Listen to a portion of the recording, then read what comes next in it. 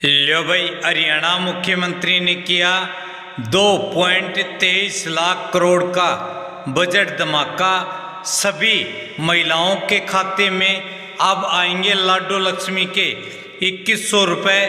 Criteria बदला, 1,80,000 का दायरा किया। बीपीएल परिवारों की भी कती मौज कर दी। फ्री राशन बढ़ा, फ्री इलाज, फ्री यात्रा और भाई साथ ही फ्री के मिलेंगे आवास। तो सारी भाण और भैया न काके ताऊ ताइया न मर्द भी रोड लुगैया न आपके अपने राजकीय हाथ जोड़कर राम राम। साथियों, जान लो मुख्यमंत्री जी ने बजट जो घोषित किया है उसमें क्या की हैं बड़ी घोषणाएं आम जनता के लिए। हरियाणा के वित्त मंत्री के रूप में वर्ष 2026-27 का तथा हरियाणा नॉन स्टॉप सरकार का 12वां राज्य बजट प्रस्तुत करते हुए मैं भावातिरेक से अभिभूत हो रहा हूं। सर्वप्रथम प्रदेश रूपी परिवार की अपनी प्रत्येक श्रद्धेय मां, प्रत्येक प्यारी बहन, प्रत्येक सम्मानित बुजुर्ग, प्रत्येक साथी भाई और प्रिय युवाओं को नतमस्तक होता हूं। मैं उन्हें विश्वास दिलाता हूं कि मेरे आज के हर बजट प्रस्ताव के पीछे केवल और केवल डबल इंजन सरकार की आपके उज्जवल भविष्य के प्रति अटूट कटिबद्धता है। हमारे यशस्वी प्रधानमंत्री श्री नरेंद्र मोदी जी के नेतृत्व में आज भारत केवल एक उभरती हुई अर्थव्यवस्था ही नहीं बल्कि वैश्विक मंच पर एक आर्थिक शक्ति के रूप में प्रतिष्ठित हो चुका है। विश्व की प्रमुखतम अर्थव्यवस्थाओं जैसे अमेरिका, चीन, जापान, यूरोपियन संघ इत्यादि में भारत लगातार चौथे वर्ष सकल घरेलू उत्पाद में सर्वाधिक विकास दर दर्ज कर रहा है। निसंदेह यह 140 करोड़ भारतीयों की सामूहिक ऊर्जा का परिणाम है। मोदी जी के विकसित भारत 2047 के संकल्प की सिद्धि यात्रा में हरियाणा एक अविराम और अथक विकास इंजन बने रहने के लिए कटिबद्ध है। माननीय अध्यक्ष जी, इसलिए हमने हरियाणा को वर्ष 2047 तक $1 ट्रिलियन की अर्थव्यवस्था बनाने का लक्ष्य तय किया है।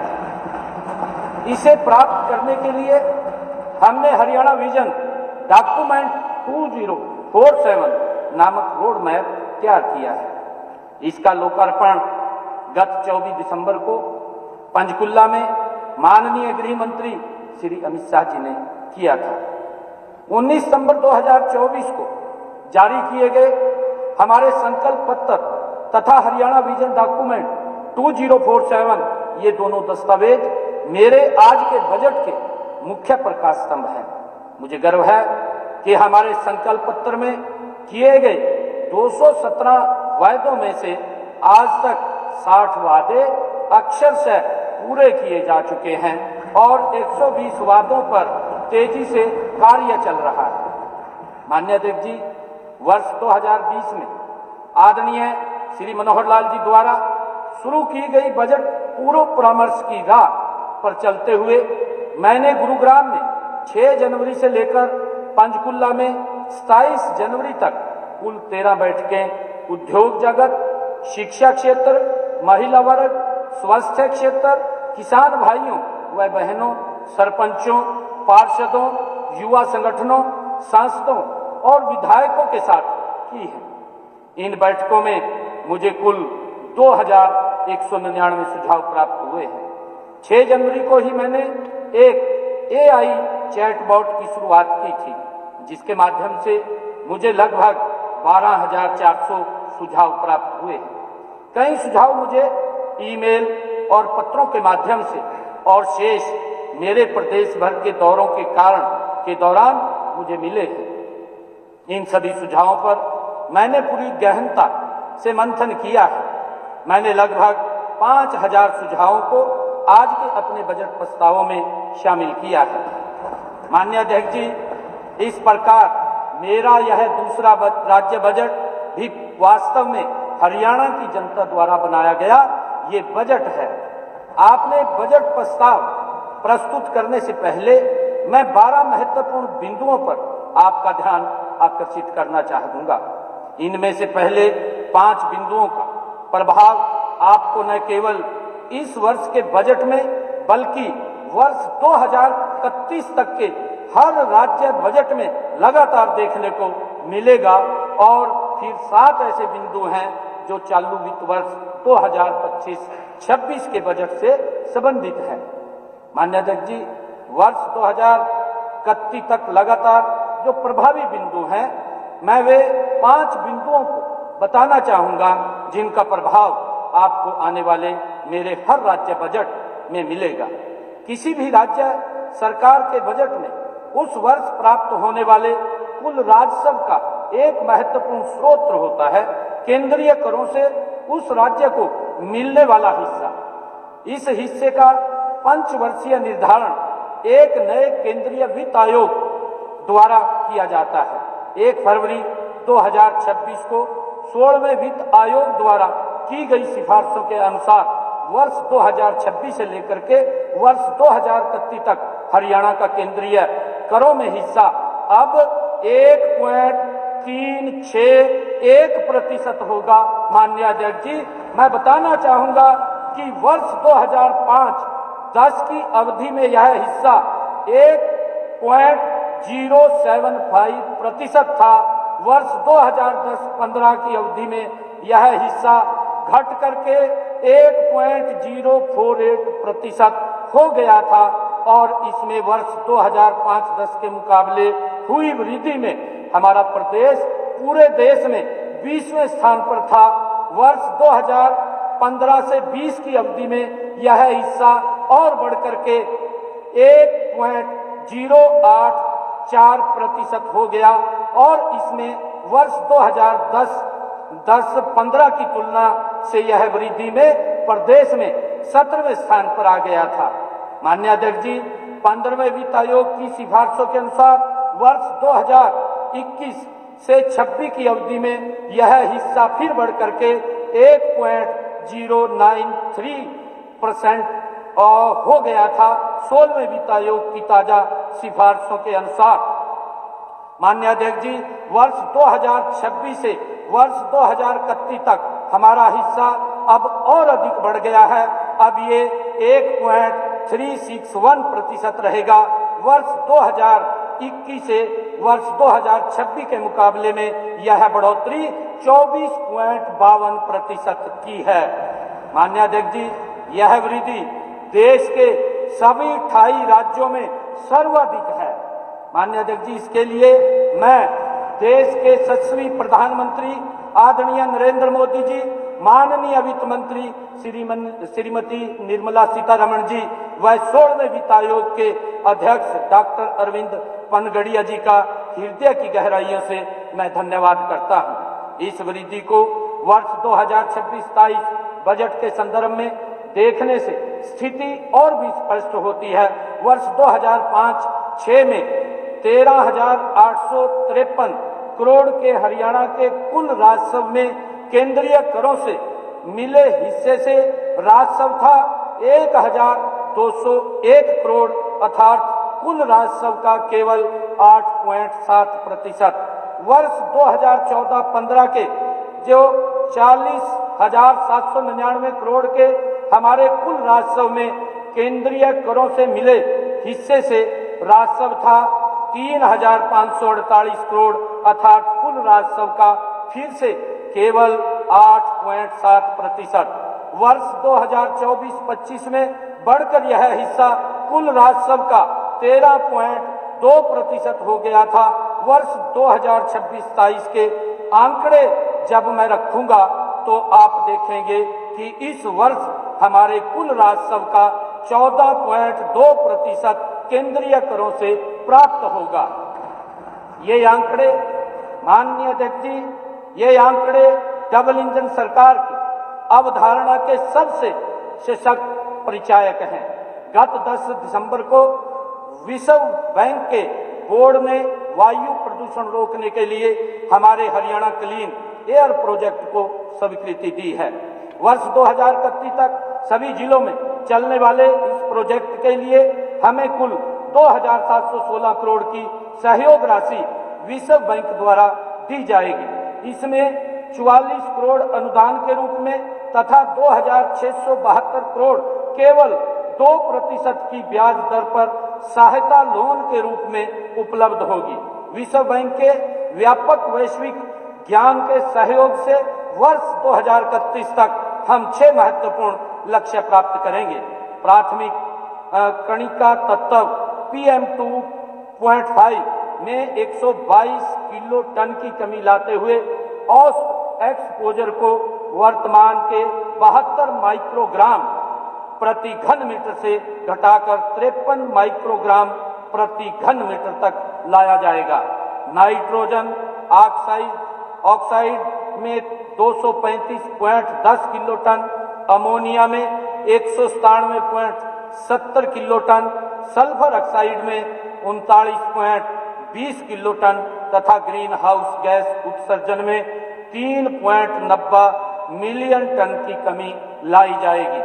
माननीय अध्यक्ष जी, अक्टूबर 2026 तक हमें वाटर सिक्योर हरियाणा प्रोजेक्ट के लिए 5715 करोड़ तथा हरियाणा AI मिशन के लिए 474 करोड़ की स्वीकृति भी विश्व बैंक से मिल जाएगी।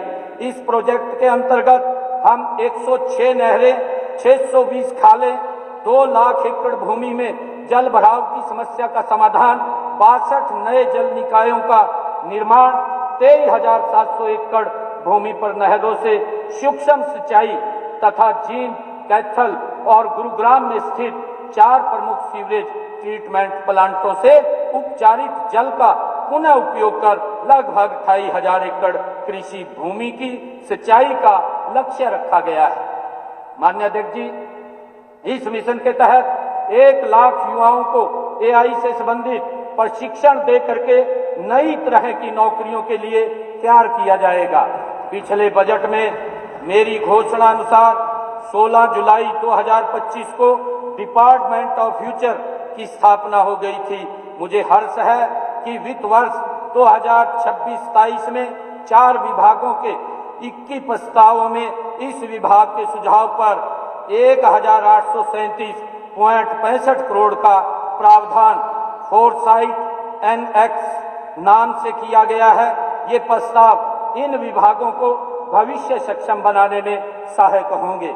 माननीय अध्यक्ष जी, मैंने तय किया है कि हरियाणा विजन डॉक्यूमेंट 2047 के सतत विकास के लक्ष्यों को देखते हुए इस महान सदन में रखे जाने वाले हमारे सभी आगामी बजट एक तो जेंडर बेस्ड और दूसरे वृद्धजन आधारित भी होंगे। इसका अर्थ है कि अगले बजट से सभी विभाग अपने आवंटन का एक निश्चित भाग महिलाओं के लिए और एक निश्चित भाग वृद्धजनों के लिए आरक्षित करेंगे। माननीय अध्यक्ष जी, किसी भी वर्ष के दौरान सरकार द्वारा लिए गए नए ऋण तथा पिछले ऋणों के किए भुगतान के बीच के अंतर को शुद्ध ऋण कहा जाता है।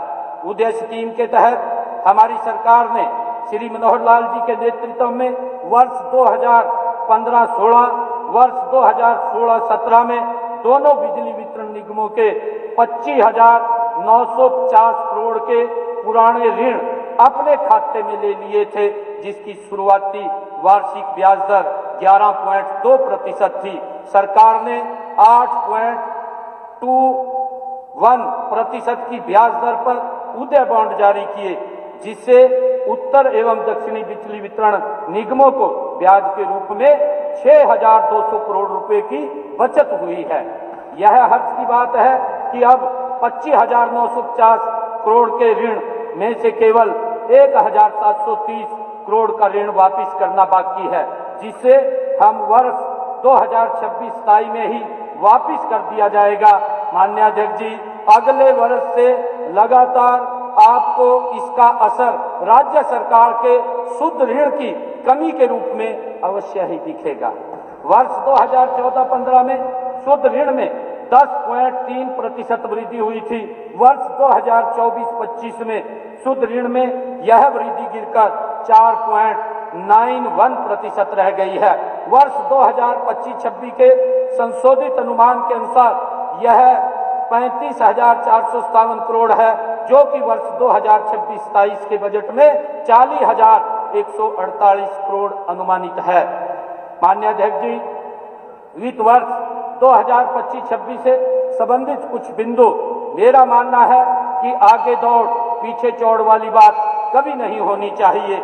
इसलिए अब मैं चालू बजट के प्रबंधन पर 7 बातें कहना चाहता हूं। कोई सरकार अपने राजकोष का कितना अच्छा प्रबंधन कर रही है, इसका सबसे उत्तम मानक राजकोषीय घाटा होता है। वर्ष 2005 से लेकर वर्ष 2014 तक के 10 वित्त वर्षों की अवधि में राजकोषीय घाटा 286 करोड़ से बढ़कर के 12,586 करोड़ हो गया था, अर्थात इसमें लगभग 44 गुना वृद्धि हुई थी। परंतु वित्त वर्ष 2014 से वर्ष 2024 की 10 वर्षों की अवधि में राजकोषीय घाटा केवल 2.75 गुना ही बढ़ा था। राजकोषीय उत्तरदायित्व तथा बजट प्रबंधन अधिनियम 2003 के अनुसार राज्य सरकार का राजकोषीय घाटा उस राज्य की उस वर्ष की जीडीपी के 3% से कम होना चाहिए। वर्ष 2014-15 में हमारा राजकोषीय घाटा जीडीपी का 2.88% था। वर्ष 2024-25 में यह घट करके 2.83% रह गया था। पिछले बजट में मैंने इसे और कम करते हुए 2.67% रखने का लक्ष्य रखा था। हर्ष की बात है कि वर्ष 2025-26 में राजकोषीय घाटा जीडीपी का 2.66% रहने का अनुमान है। स्पष्ट है कि हमारी सरकार ने अपने लक्ष्य से भी अधिक कुशल वित्तीय प्रबंधन किया है। वे बोलते रहे, माननीय अध्यक्ष जी, वे बोलते रहे, मनसूबे हवाओं की तरह हमने जमीन पे उतरकर आसमां बदल दिया। माननीय अध्यक्ष जी, वर्ष 2026-27 में इसे और कम करते हुए जीडीपी के 2.65% तक सीमित रखने का मेरा प्रस्ताव है। हमारी सरकार ने पूंजीगत व्यय कैपिटल एक्सपेंडिचर को बढ़ाने पर निरंतर बल दिया है। वर्ष 2004-05 में पूंजीगत व्यय 1,105 करोड़ था, जो कुल बजट का 7.1% था। वर्ष 2014-15 में यह बढ़कर 4,558 करोड़ हो गया, जो कुल बजट का 7.4% था। वर्ष 2024-25 के दौरान पूंजीगत व्यय 15,642 करोड़ रह गया, जो कुल बजट का 8.9% था। वर्ष 2025-26 के संशोधित अनुमानों के अनुसार यह 21,207 करोड़ अनुमानित है, जो कि कुल बजट का 10.5% होगा। वर्ष 2026-27 के मेरे प्रस्तावों में 28,205 करोड़ का पूंजीगत व्यय प्रस्तावित है, जो कि कुल बजट का 12.6% होगा। माननीय अध्यक्ष जी, यदि प्रभावी पूंजीगत व्यय इफेक्टिव कैपिटल एक्सपेंडिचर को देखा जाए, जिसमें पूंजीगत व्यय के साथ साथ पूंजीगत परिसंपत्तियों के सृजन हेतु अनुदान भी सम्मिलित हैं, तो यह वर्ष 2014-15 में 4,636 करोड़ था, जो कुल बजट का 7.5% था। वर्ष 2025-26 में यह बढ़कर के 27,650 करोड़ हो गया है, जो कुल बजट का 13.6% है। इन आंकड़ों से यह स्पष्ट होता है कि पिछले 11 वर्षों में इसमें 6.1% बिंदुओं की वृद्धि हुई है। अब वर्ष 2026-27 में यह 35,216 करोड़ अनुमानित है, जो कुल बजट का 15.7% है। वर्ष 2014-15 में कुल बजट 73,301 करोड़ था, जबकि वास्तविक व्यय 903 करोड़ अर्थात 84.45% हुआ था। वर्ष 2025-26 के लिए मैंने कुल बजट 2,05,017 करोड़ का रखा था। 31 मार्च 2026 तक लगभग 2,02,000 करोड़ व्यय अनुमानित है। माननीय अध्यक्ष जी, जो कुल बजट का लगभग 98% है। माननीय अध्यक्ष जी, प्रदेश के इतिहास में यह पहली बार होगा कि कुल बजट का 98% हिस्सा खर्च हुआ हो। माननीय अध्यक्ष जी, वर्ष 2004-05 में राजस्व घाटा उस समय के कुल बजट का 1.66% था, जो वर्ष 2014-15 के में 8 गुना बढ़कर के 13.4% हो गया है। वर्ष 2024-25 में राजस्व घाटा बजट व्यय का घटकर 11% रहा है। वर्ष 2025-26 में राजस्व घाटा वर्ष 2014-15 के मुकाबले घट करके 8.98% अनुमानित है। वर्ष 2026-27 के लिए मेरे प्रस्ताव में इसे और कम करते हुए बजट व्यय के 5.90% तक सीमित रखने का लक्ष्य है। माननीय अध्यक्ष जी, राजस्व घाटे से एक बेहतर मानक प्रभावी राजस्व घाटा होता है, क्योंकि इसमें राजस्व घाटे में से पूंजीगत परिसंपत्तियों के सृजन हेतु दिया गया अनुदान शामिल नहीं होता। वर्ष 2014-15 में प्रभावी राजस्व घाटा राज्य जीडीपी का 1.9% था, जो कि वर्ष 2024-25 में घट करके 1.16% रह गया। हमारी सरकार के कुशल वित्तीय प्रबंधन से यह वर्ष 2025-26 के संशोधित अनुमानों में और कम होकर के 0.86% रहने का अनुमान है। वर्ष 2026-27 के बजट अनुमानों में इसमें और कमी लाते हुए मात्र 0.41% तक लाने का लक्ष्य मैंने निर्धारित किया है। माननीय अध्यक्ष जी, पिछले बजट में मैंने सरकारी उपक्रमों के ऋणों पर नकेल कसने की बात कही थी। वर्ष 2014-15 में घाटे में चल रहे सार्वजनिक क्षेत्र के उपक्रमों की संख्या वो 22 थी, जो वर्ष 2024-25 में घट करके 18 हो गई, और वर्ष 2014-15 में घाटे में चल रहे उपक्रमों की घाटे की राशि 2,889 करोड़ थी, जो वर्ष 2024-25 में घट करके 1,012 करोड़ रह गई है। अर्थात सरकारी उपक्रमों के घाटे में लगातार लगभग 3 गुना की कमी आई है। माननीय अध्यक्ष जी, वर्ष 2014-15 में 20 उपक्रमों को कुल 450 करोड़ 16 लाख का लाभ हुआ था। वर्ष 2024-25 में लाभ में चल रहे उपक्रमों की संख्या वर्ष 2014-15 के मुकाबले बढ़कर के 24 हो गई है।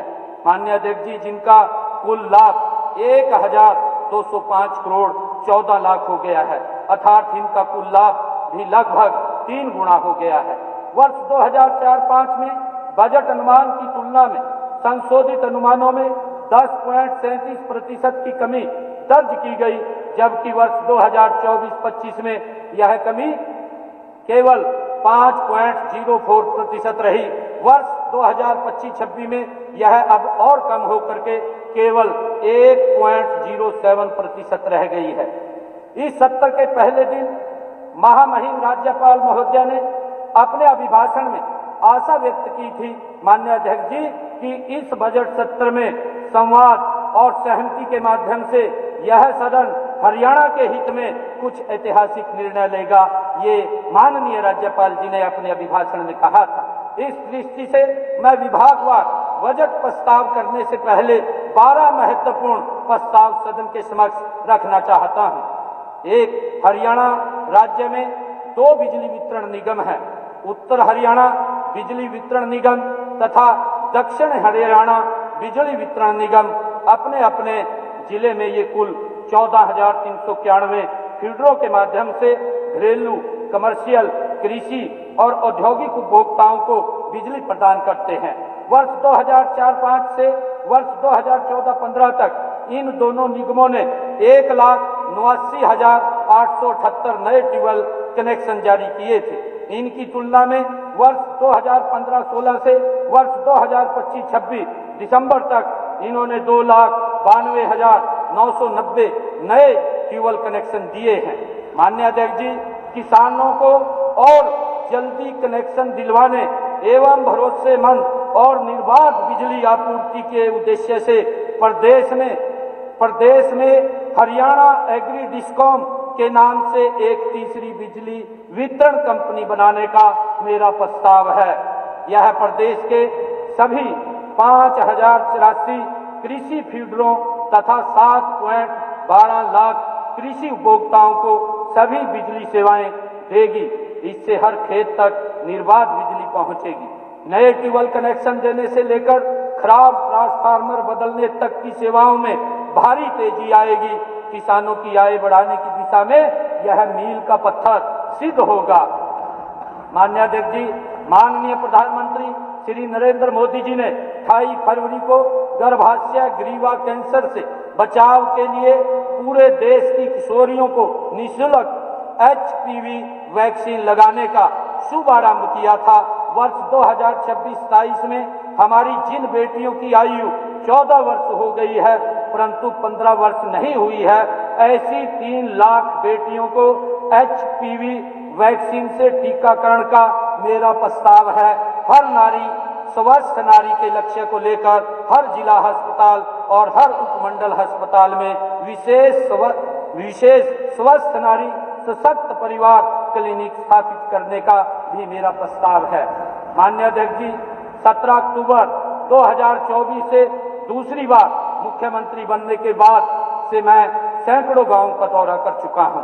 मैंने पाया है कि पिछले 11 वर्षों में डिजिटल गवर्नेंस, महिला सशक्तिकरण और गांव में मूलभूत सुविधाएं प्रदान करने की दिशा में हुए कामों की जनमानस में गहरी स्वीकृति है, परंतु हमारी 3 महत्वपूर्ण संस्थाओं की हरियाणा की विकास यात्रा में उतनी भागीदारी नहीं हुई है जितनी होनी चाहिए थी। यह 3 संस्थाएं हैं हमारी 6,227 ग्राम सभाएं, हमारी 804 प्राथमिक कृषि ऋण समितियां अर्थात पैक्स और 9,000 से अधिक श्रम एवं निर्माण समितियां। मैंने इन सभी संस्थाओं का जीर्णोद्धार करके विकास प्रयासों में जन भागीदारी को और व्यापक एवं सशक्त करने की दृष्टि से अनेक बजट प्रस्ताव रखे हैं।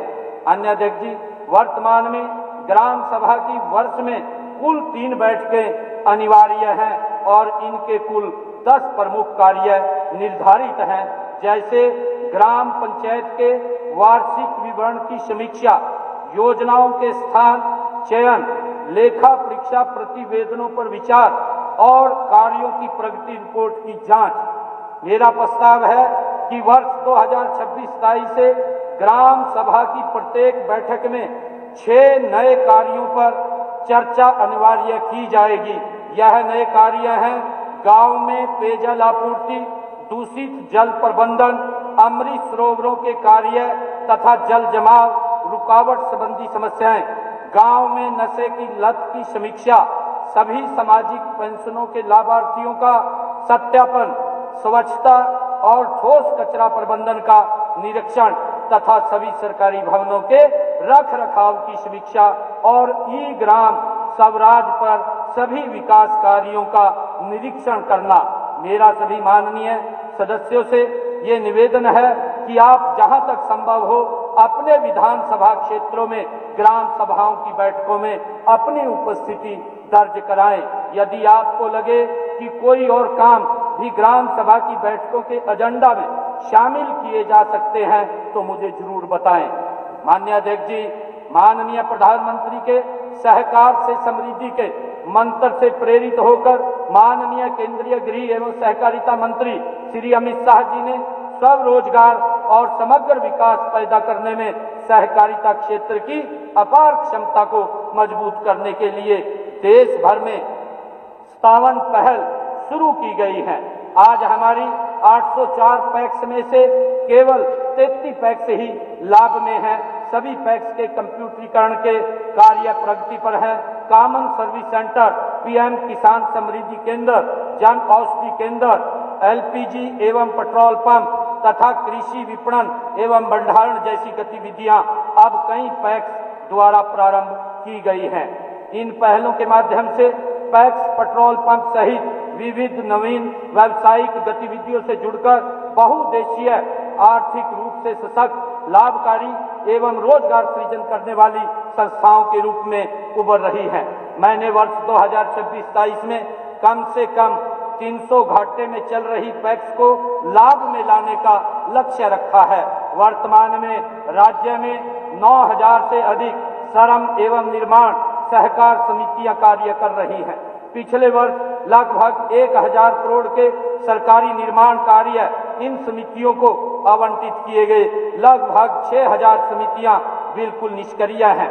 इच्छुक शिक्षित युवाओं को इनसे जोड़ने के लिए आईटीआई एवं पॉलिटेक्निक संस्थाओं में सेमिनार एवं वेबिनार आयोजित किए जाएंगे। वर्ष 2026-27 में इन समितियों के लिए लगभग 4000 करोड़ के सरकारी कार्य आवंटित करने का मेरा प्रस्ताव है। मेरा विश्वास है माननीय अध्यक्ष जी कि इन 3 प्रस्तावों से इन संस्थाओं में नया रक्त संचार होगा और हरियाणा के हजारों नए युवाओं की ऊर्जा का सहयोग हमें मिलेगा।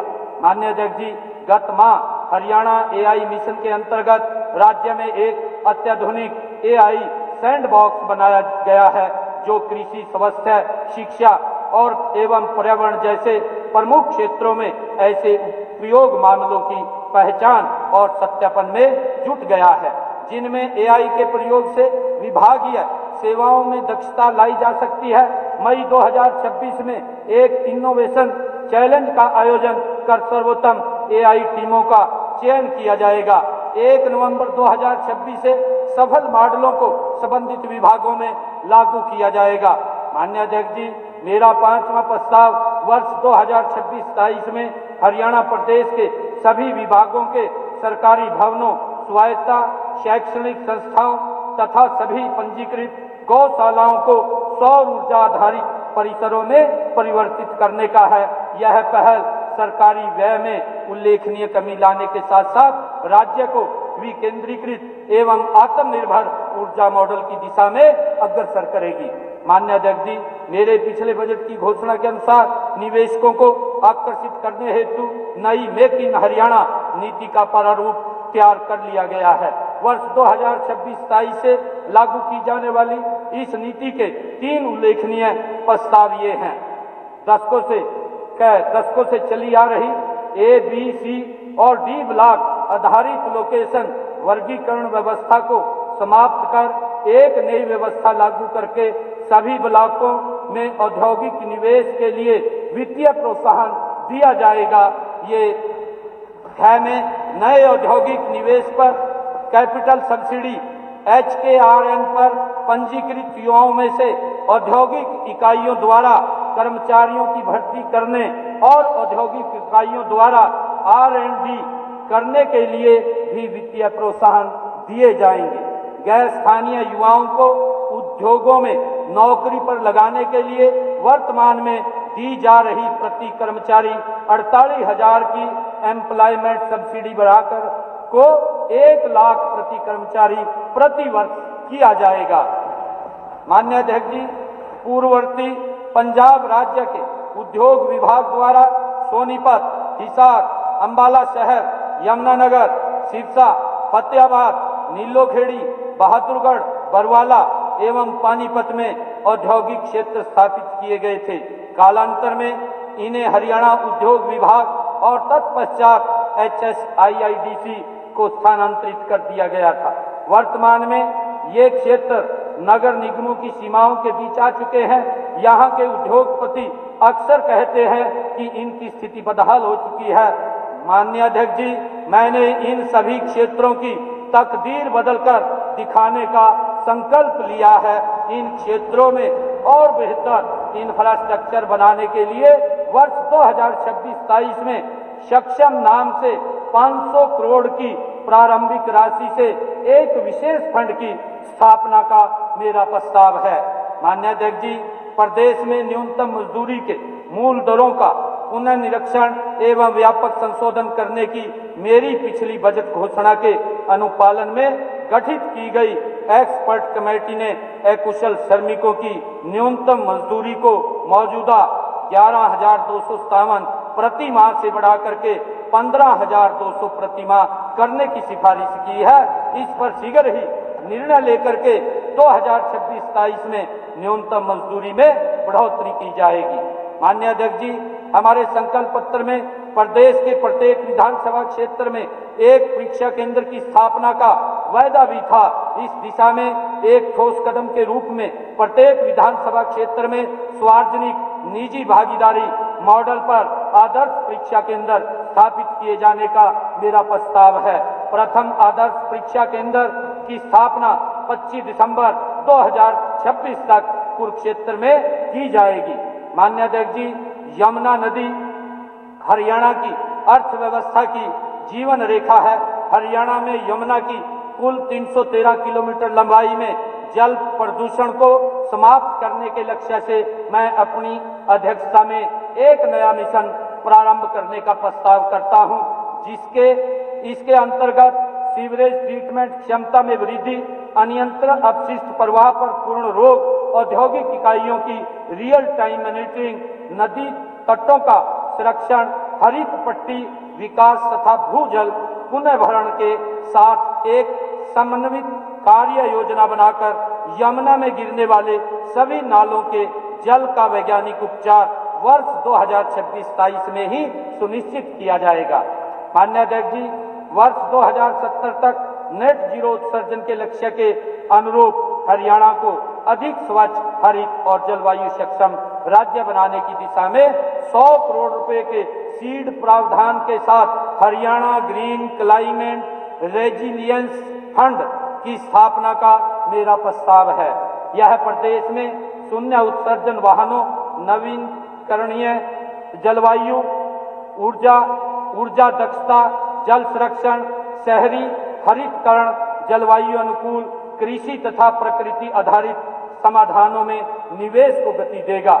माननीय अध्यक्ष जी, हमने 19 दिसंबर 2025 को हांसी को हरियाणा के 23वें जिले के रूप में गठित किया था। यहाँ मिनी सचिवालय, आधुनिक पुलिस लाइन, 200 बेड अस्पताल इत्यादि का निर्माण कार्य तथा सभी विभागों के जिला स्तरीय कार्यालयों के अधिकारियों और कर्मचारियों की तैनाती वर्ष 2026-27 की शुरुआत में ही सुनिश्चित करके वर्ष 2027-28 की समाप्ति से पहले हांसी को एक अति आधुनिक मॉडल जिले के रूप में विकसित किया जाएगा। माननीय अध्यक्ष जी, बजट प्रस्तावों के प्रस्तुतिकरण से पहले अर्थव्यवस्था की दशा और दिशा के बारे में सदन को अवगत कराने की परंपरा का निर्वहन करते हुए मैं बताना चाहूंगा कि योजना विभाग की 29 जनवरी 2026 की रिपोर्ट के अनुसार वर्ष 2025-26 में राज्य की अर्थव्यवस्था की अनुमानित दर 9.5% है। वर्ष 2014-15 में अखिल भारतीय जीडीपी में हमारे राज्य का हिस्सा 3.5% था। वर्ष 2025-26 के अनुमानित आंकड़ों के अनुसार अखिल भारतीय जीडीपी में हरियाणा का हिस्सा बढ़कर के 3.8% रहने का अनुमान है। माननीय अध्यक्ष जी, हमारी सरकार के 11 वर्षों के कार्यकाल में राज्य की प्रति व्यक्ति आय लगातार बढ़ी है। वर्ष 2014-15 में राज्य की प्रति व्यक्ति आय 1,47,382 थी। योजना विभाग की उपरोक्त रिपोर्ट के अनुसार वर्ष 2025-26 में हरियाणा की अनुमानित प्रति व्यक्ति आय 3,95,618 है। इस प्रकार पिछले 11 वर्षों में राज्य की प्रति व्यक्ति आय 2.7 गुणा की वृद्धि से हुई है। माननीय अध्यक्ष जी, मैं अब वर्ष 2026-27 के हरियाणा बजट प्रस्तुतिकरण के ठीक पहले हृदय की गहराइयों से इस महान सदन के सभी सदस्यों का आभार भी प्रकट करना चाहूंगा।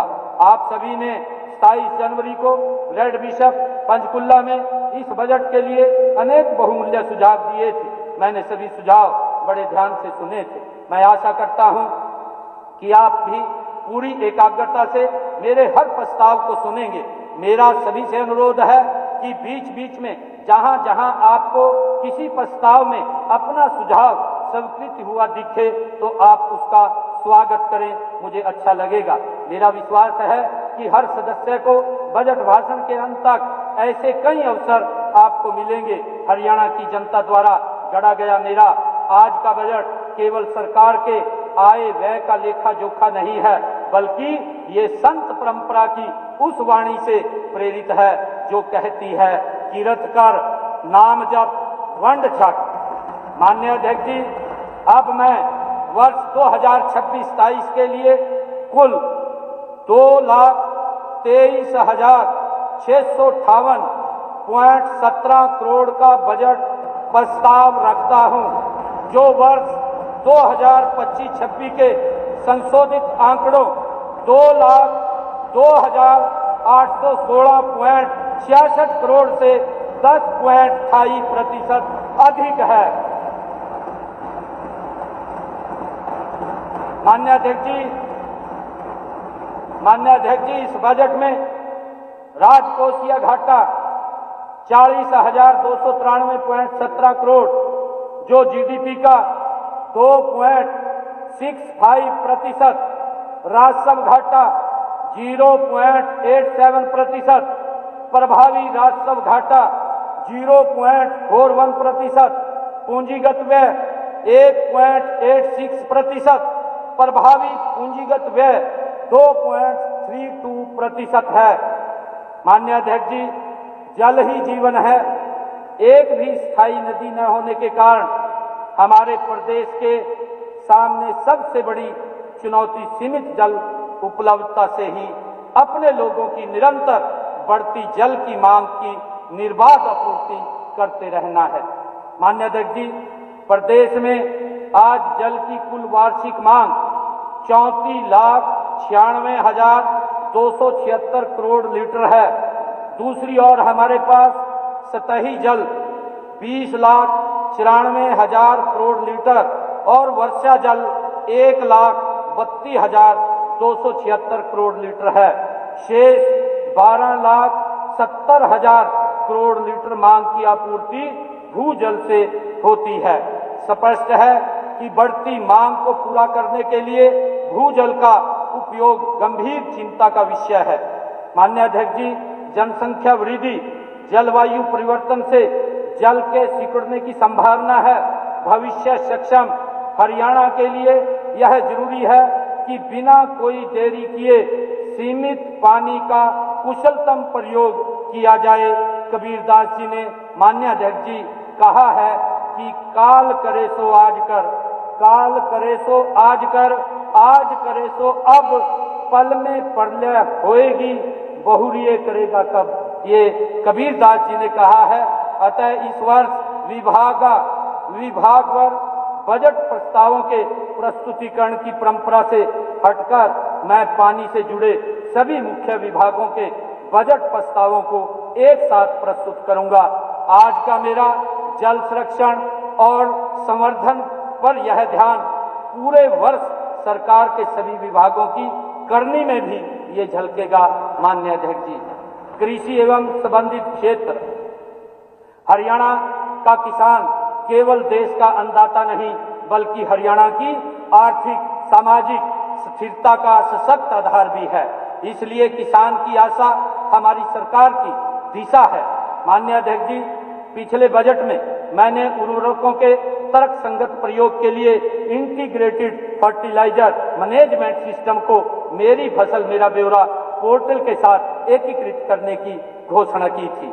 इससे वर्तमान रबी सीजन के दौरान उर्वरक वितरण में पारदर्शिता आई है।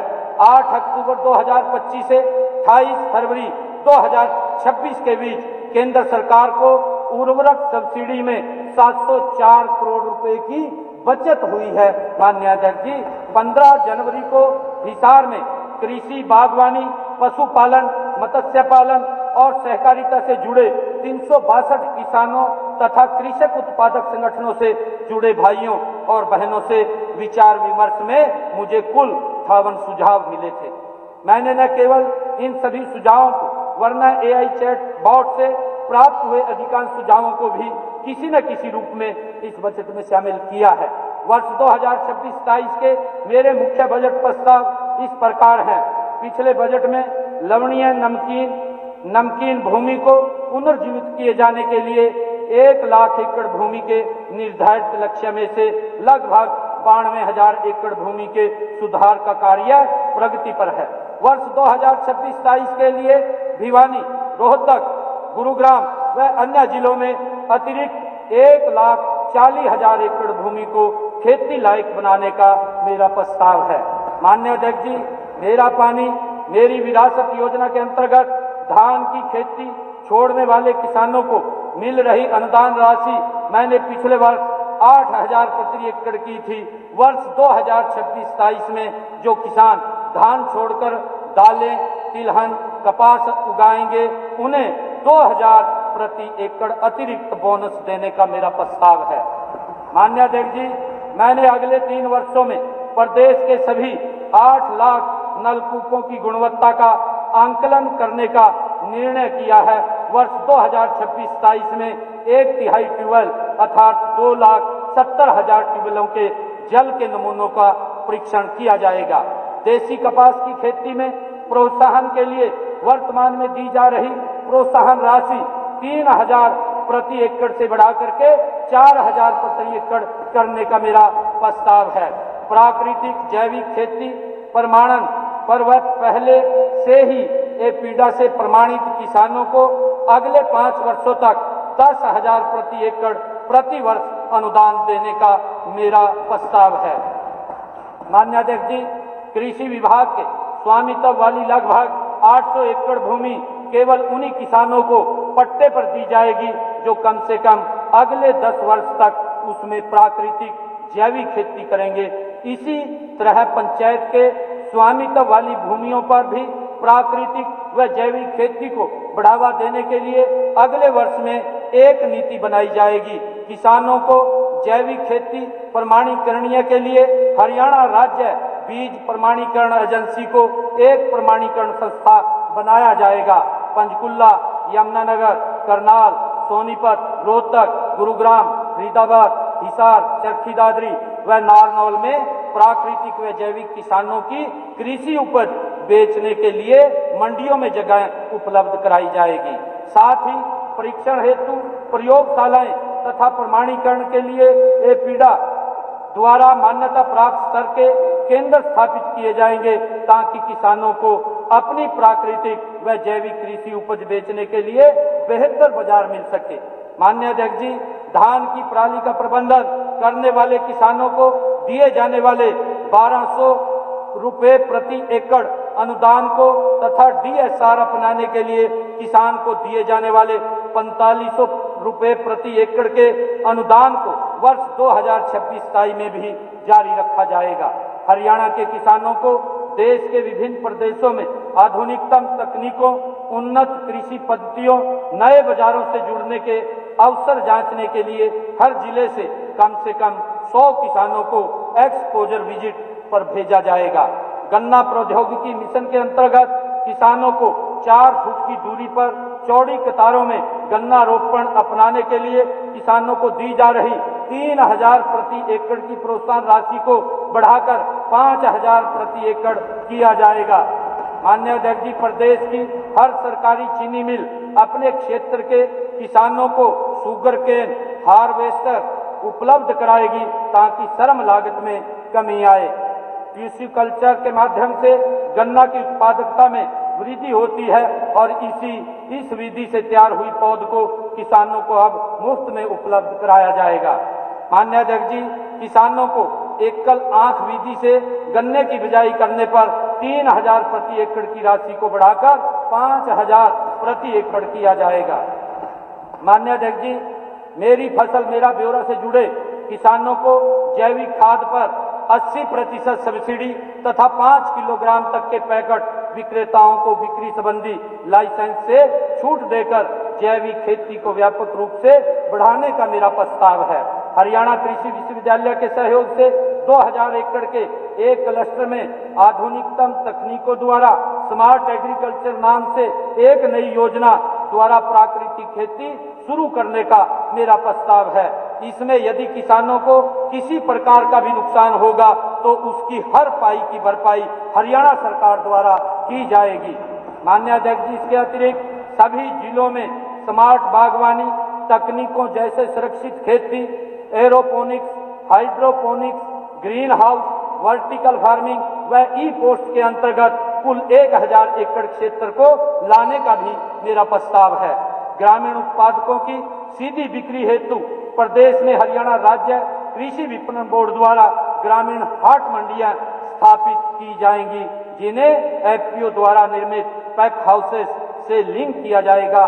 पहली ग्रामीण हाट मंडी का उद्घाटन किसान दिवस के मौके पर 23 दिसंबर 2026 को किया जाएगा। माननीय अध्यक्ष जी, एफपीओ के बागवानी उत्पादन से लेकर मूल्य संवर्धन एवं विपणन तक एकीकृत संस्थागत समर्थन प्रदान करने के उद्देश्य से बागवानी विभाग का पुनर्गठन कर इसे बागवानी एवं विपणन विभाग के रूप में स्थापित किए जाने का भी मेरा प्रस्ताव है। वर्ष 2026-27 में बागवानी फसलों के पंजीकरण के लिए मेरी फसल मेरा ब्यौरा FMFMB पोर्टल को पूरे वर्ष संचालित किया जाएगा तथा एक कोल्ड चेन नीति लागू कर भंडारण मूल्य स्थिरता तथा निर्यात बढ़ोतरी लाने का भी मेरा प्रस्ताव है। माननीय अध्यक्ष जी, मोरनी ब्लॉक को एक प्राकृतिक जैविक ब्लॉक के रूप में विकसित करने के लिए एक योजना 20 वित्त वर्ष में लाई जाएगी। माननीय अध्यक्ष जी, मुख्यमंत्री बागवानी बीमा योजना के अंतर्गत प्राकृतिक आपदाओं से फलों की फसल खराब होने पर मिलने वाले मुआवजे को 40,000 प्रति एकड़ से बढ़ा करके 50,000 प्रति एकड़ तथा सब्जियों और मसालों के लिए मिलने वाले मुआवजे को 30,000 प्रति एकड़ से बढ़ा करके 40,000 प्रति एकड़ करने का भी मेरा प्रस्ताव है। माननीय अध्यक्ष जी, टिश्यू कल्चर के माध्यम से पैदा किए गए आलू बीज की श्रृंखला का प्रमाणीकरण करने के लिए एक हरियाणा आलू बीज अधिनियम लाया जाएगा। इस अधिनियम के माध्यम से प्रतिवर्ष लगभग 7.5 लाख क्विंटल उच्च गुणवत्ता युक्त बीज आलू का उत्पादन सुनिश्चित किया जाएगा। माननीय अध्यक्ष जी, घरौंडा व सिरसा में स्थापित कीटनाशक अवशेष प्रशिक्षण प्रयोगशालाओं में फलों और सब्जियों के सैंपल्स की वार्षिक परीक्षण क्षमता 3,000 सैंपल से बढ़ा करके 5,000 सैंपल प्रति वर्ष करने तथा इनमें नेमाटोड परीक्षण प्रयोगशालाओं को स्थापित किया जाएगा। माननीय अध्यक्ष जी, जिला सोनीपत, पानीपत, अंबाला, करनाल व कुरुक्षेत्र मशरूम उत्पादन में अग्रणी है। इन जिलों में मशरूम उत्पादन व मूल्य संवर्धन को व्यापक स्तर पर और बढ़ावा देने के लिए विशेष कार्यक्रम चलाए जाएंगे। एफपीओ मिशन के माध्यम से 775 एफपीओ को सुदृढ़ कर कृषि व्यवसाय को नई दिशा दी जाएगी। इसकी शुरुआत 4 जुलाई 2026 को की जाएगी। माननीय अध्यक्ष जी, मधुमक्खी पालन को प्राकृतिक आपदाओं से जोखिम मुक्त करने के लिए वर्ष 2026-27 में इस व्यवसाय को भी मुख्यमंत्री बागवानी बीमा योजना में लाने का मेरा प्रस्ताव है। वर्ष 2026-27 में हरियाणा राज्य ग्रामीण आजीविका मिशन के तहत बने महिला समूहों की 2000 महिलाओं को खाद्य प्रसंस्करण पर प्रशिक्षण दिया जाएगा। इनको हाट मंडी तथा सीधे बाजार से भी जोड़ा जाएगा। मत्स्य एवं झींगा पालन के कृषि फीडरों से बिजली आपूर्ति पाने वाले उपभोक्ताओं को रियायती कृषि दरों पर मात्र 10 पैसे प्रति यूनिट के हिसाब से बिजली दी जा रही है। इस श्रेणी के गैर कृषि फीडरों से 20 किलोवाट तक के उपभोक्ताओं को एफपीओ एग्रो इंडस्ट्री कैटेगरी में 4.75 रुपए की दर से बिजली आपूर्ति की जा रही है। ऐसे गैर कृषि फीडरों से बिजली आपूर्ति पाने वाले उपभोक्ताओं की लोड सीमा 20 किलोवाट से बढ़ा करके 40 किलोवाट कर उन्हें एफपीओ एग्रो इंडस्ट्री श्रेणी के तहत 6 रुपए 60 पैसे से कम करके 4 रुपए 75 पैसे की दर से बिजली उपलब्ध कराने का मेरा प्रस्ताव है। माननीय अध्यक्ष जी, मत्स्य किसानों की मांग अनुसार यमुनानगर, रोहतक एवं फरीदाबाद में कुल 9 करोड़ की लागत से नई मृदा एवं जल परीक्षण प्रयोगशालाओं की स्थापना का मेरा प्रस्ताव है। ज्योतिसर एवं सांपला में स्थित राजकीय बिजली बीज फार्मों का सुदृढ़ीकरण आधुनिकीकरण किया जाएगा। इसके लिए कुल 20 करोड़ का मेरा प्रस्ताव है। माननीय अध्यक्ष जी, प्रधानमंत्री मत्स्य संपदा योजना के अंतर्गत जिला हिसार एवं फरीदाबाद में कुल 100 करोड़ की लागत से 2 नवीन एवं आधुनिक मछली मंडियों की स्थापना का मेरा प्रस्ताव है। प्रधानमंत्री मत्स्य संपदा योजना के तहत करनाल में 50 करोड़ की लागत से नवीन मछली प्रसंस्करण इकाई की स्थापना का मेरा प्रस्ताव है। माननीय अध्यक्ष जी, वन हेल्थ दृष्टिकोण के अंतर्गत पशुओं से मनुष्यों में फैलने वाली बीमारियों से बचाव व रोकथाम के लिए पशुपालकों को प्रशिक्षण देने के लिए 5 करोड़ की लागत से हिसार में एक बहुउद्देशीय पशुपालन प्रशिक्षण केंद्र स्थापित करने का मेरा प्रस्ताव है। माननीय अध्यक्ष जी, 7 नए राजकीय पशु औषधालय मुसनौता, नागड़जाट, शिव गौशाला मतलौडा, मोरखेड़ी, बहलौली और दहीमन गौ अभयारण्य और 4 नए राजकीय पशु चिकित्सालय कारियादू, डुंडवा, मोहम्मदपुर, अहीर व ममरिया आसमपुर में खोले जाएंगे। माननीय अध्यक्ष जी, प्रदेश में अभी 70 मोबाइल पशु चिकित्सा इकाइयां संचालित हैं। प्रत्येक विधानसभा क्षेत्र में एक इकाई सुनिश्चित करने के लिए 8 करोड़ की लागत से 20 नई मोबाइल पशु चिकित्सा इकाइयां स्थापित की जाएंगी। पशुओं के उपचार व टीकाकरण सेवाओं में समयबद्धता लाने के लिए चरणबद्ध तरीके से 15 करोड़ की लागत से सभी पशु संस्थाओं के कंप्यूटरीकरण का मेरा प्रस्ताव है। पिछले बजट में मैंने महिलाओं द्वारा एक दुधारू पशु की खरीद पर 1 लाख तक ब्याज मुक्त ऋण उपलब्ध करवाने की घोषणा की थी।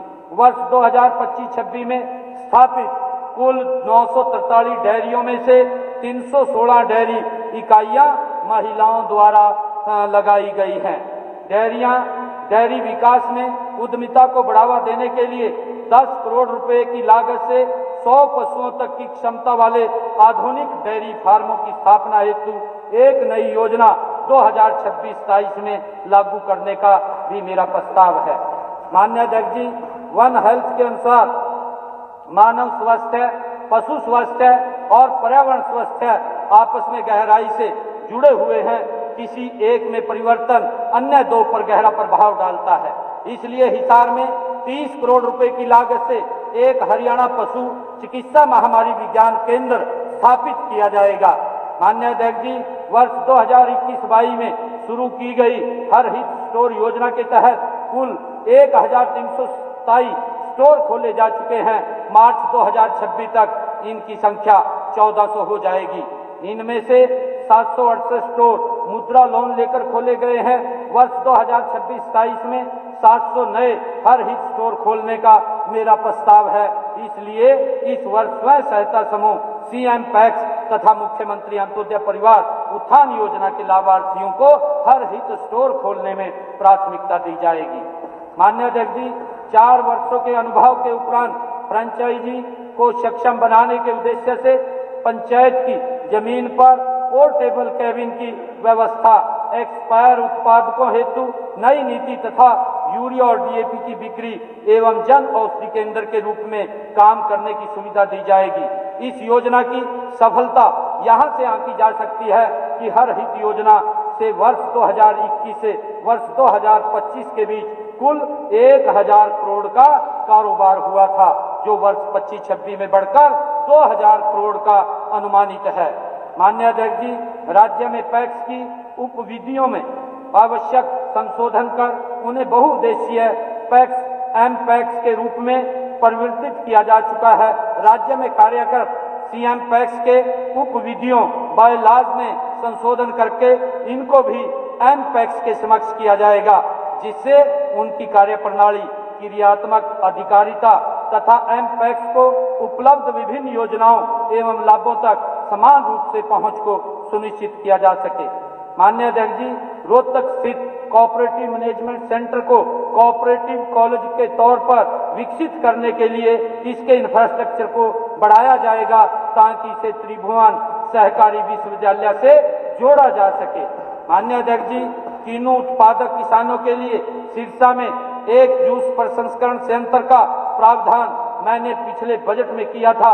इसके लिए वीटा प्लांट सिरसा में चिन्हित 3 एकड़ जगह पर 25 करोड़ की लागत से पीपी मोड पर 10,000 मीट्रिक टन किन्नू और 12,000 मीट्रिक टन अन्य फलों के जूस का प्लांट 2026-27 में उत्पादन शुरू कर देगा। माननीय अध्यक्ष जी, प्रदेश में सहकारी क्षेत्र में आज 6 मिल्क प्लांट हैं। वर्ष 2026-27 में हरियाणा डेयरी विकास शहरी संघ लिमिटेड द्वारा 300 करोड़ की लागत के 5 लाख लीटर प्रतिदिन दूध प्रोसेसिंग क्षमता वाले 2 नए प्लांट रेवाड़ी तथा अंबाला में लगाए जाएंगे।